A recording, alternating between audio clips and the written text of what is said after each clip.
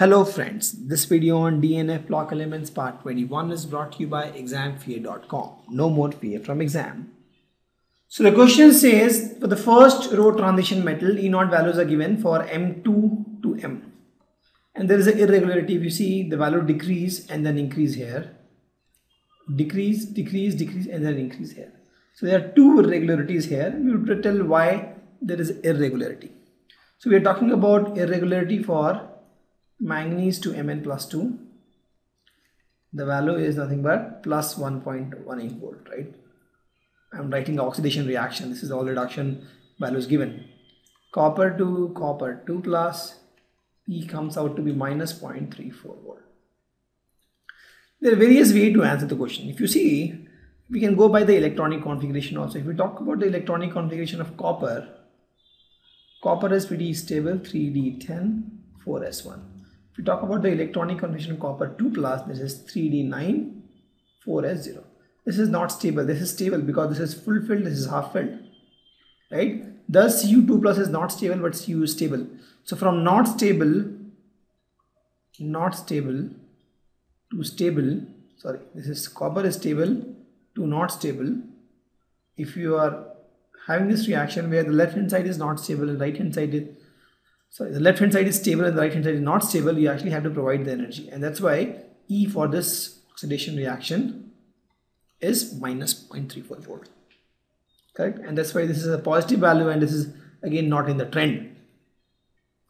And same thing for manganese to Mn2 plus. If you see for Mn, if you talk about the electronic configuration 3d5, 4s2, and Mn2 plus, it is 3d5, 4s. It is stable. This is more stable actually. So reaction moves in the forward direction more easily and the E oxidation is a high positive value. Thus, if you see, it is breaking the trend because at these two positions we have two different scenarios, right? In one case the product is very much stable, in another case the reactant was stable and the product is not stable. So thus we got a positive value here. That means M2 plus to M2 is a feasible reaction, that is copper 2 ions can easily convert to copper.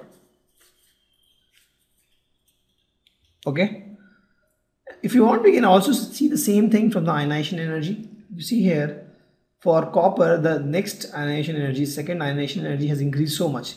See the trend, it has increased little bit, but here it has increased so much. Why? Because to pluck out one electron, let's see this Cu plus ion electronic configuration. This is the Cu plus ion electronic configuration 3d10, 4s0. From this, if you want to pluck one electron, it becomes 3d9, 4s0. This is unstable, this is stable. So it will be difficult to pluck one electron from Cu plus ion to Cu plus 2. That means the second ionization energy of copper will be high. And if you see, that's how it is. The second ionization energy of copper is very high, and that's why this value comes out to be positive. Okay, if you talk about Mn, so if you see Mn plus 1, if you see, we talk about Mn plus 1, the electronic configuration is 3d5, 4s1. And from this you are making Mn2 plus 3d5, 4s0. This is better, this is more stable. So you see, this has a very less value. 1510 has a very less value actually. So typically, as we go down the group, the second ionization energy increases. But if you see here for magnesium, this has decreased, and for copper, it has increased a lot, and that's why there is a variation here. Okay, there are different ways of answering this question. The next is why the E0 value of Mn3 plus to Mn2 plus couple more positive than Cr3 plus to Cr2 plus or Fe2 plus 3 plus to Fe2 plus. So this is the value, right? So it says that E0 values for this couple, magnesium couple is 1.57, is much more positive than my chromium couple or iron couple. So let's see this reaction. Mn3 plus to Mn2 plus, Mn3 plus to Mn2 plus, the value is 1.57. Okay, for chromium 3 plus to chromium 2 plus, the value is minus 0.41. that is the reaction is not feasible or not favorable. For iron Fe3 plus to Fe2 plus, it is favorable and it is 0.77 volt. So the answer for all these actually you can get in the electronic configuration. So let's see the Mn2 plus configuration. Mn2 plus configuration is 3D5 4S0. Mn3 plus will be 3D4 4S0. So out of these, which is more stable? 3D4 or 3D5? Obviously 3D5. So since right hand side is more stable, the reaction will move in the right hand side, and thus you will get high value of E in this case. Okay, I'm talking about E reduction in all the case. Let's talk about the chromium 3 and chromium 2. Chromium 2 has the electronic configuration of 3D4 4S0. Chromium 3 3D3 4S0. 3D3 and 3D4, which one is more stable? Obviously 3D3. Why? Because 3D3 is stable at least by T2G configuration, but 3D4 is not stable by any configuration. This is more stable. Left hand side is more stable, right hand side is less stable, so this reaction will not move forward, not have tendency to move forward on its own. So the E reduction potential has a negative value. Let's talk about iron.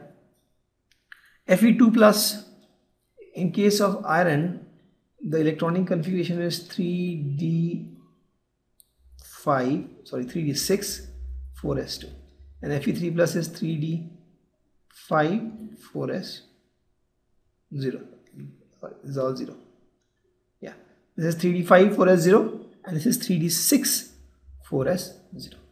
So if we compare these two here, if this is stable, this is not that stable. Okay, this is little stable, and from there you are making not that stable. It's still okay, but here if you see, this is not stable, this is stable. So this reaction is very much favored. This reaction is not that much favored either. Okay, so in case of Mn3 plus to Mn2 plus, there is a large amount of energy released because this is totally unstable, this is totally stable, and thus we have high value of E reduction. The question is, why is the highest oxidation state of metal exhibited in its oxides or fluorides only? See, I have told this metal oxides and metal fluorides. Here we have higher oxidation state because oxides and fluorides, they are electronegative, high electronegative value actually, and they are smaller in size. So because of these, they develops positive charge on this metal, and we have higher oxidation state of transition metal, especially with oxides and fluorides.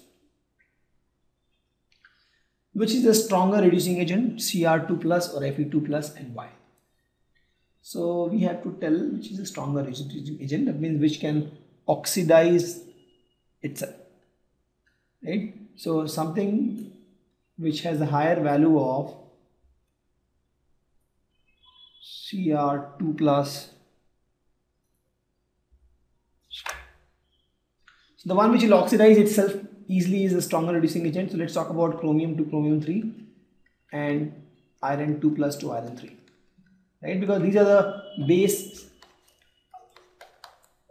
agents for which we have to tell whether they are strong or weak reducing agent.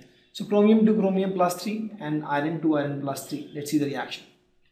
So if you see chromium to chromium plus 3, it is, when chromium plus 3 to chromium plus 2, it is 0.14 volt, minus 0.14 volt. So chromium to chromium plus 2 to chromium plus 3, it will be plus 0.14 volt. And similarly iron plus 2 to iron plus 3, it will be minus of this, that is minus 0.77 volt. So let me write this down. Okay, this is 0.41 volt. This is minus 0.77 volt. So now if you see directly, you can see here for this reaction, chromium to chromium plus 3, this is more favorable because this emits 0.41 volt, and iron to iron plus 3, you need 0.77 volt obviously. So chromium is a better reducing agent. Okay, because chromium plus 2 can easily oxidize, so chromium plus 2 is a better reducing agent. Thank you. Visit examfear.com to watch more videos, attempt free online tests, get free study materials, find tutors and mentors, and much more. Thanks once again.